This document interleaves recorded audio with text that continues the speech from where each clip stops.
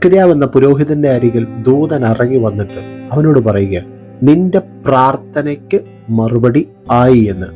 അങ്ങനാണെങ്കിൽ ആ ചരിത്രം അവിടെ നിൽക്കട്ടെ. ആ വചനഭാഗത്തെ നിങ്ങൾക്കൊന്ന് യഥാർത്ഥമായിട്ട് സ്വീകരിക്കാൻ കഴിയുമോ? കർത്താവെ, ഈ പറയപ്പെട്ട വചനം ഞാൻ വിശ്വസിക്കുന്നു. ഞാൻ മനസ്സിലും രഹസ്യത്തിലും ഞാൻ എഴുതി വെച്ചും ഒക്കെ പ്രാർത്ഥിക്കുന്ന വിഷയത്തെ അപ്പാ അങ്ങയുടെ കരത്തിലേക്ക് കൊണ്ടുവന്നേ ഞാൻ കരം വെച്ച് പ്രാർത്ഥിക്കുകയാണ്. ഈ പ്രാർത്ഥനയ്ക്ക് അവിടുന്ന് അക്കമിട്ട് മറുപടി തന്നതിനായി സ്തോത്രം. അങ്ങനെ നിങ്ങൾക്കൊന്ന് വിശ്വസിക്കാൻ കഴിയുമെങ്കിൽ ആ പ്രാർത്ഥനാ വിഷയത്തെ ഒന്ന് തൊട്ടോണ്ട് പറ, യേശുപ്പച്ച, ഈ വചനത്തെ ഞാൻ വിശ്വസിക്കുന്നു. എൻ്റെ പ്രാർത്ഥനയ്ക്കും കർത്താവ് മറുപടി തരും.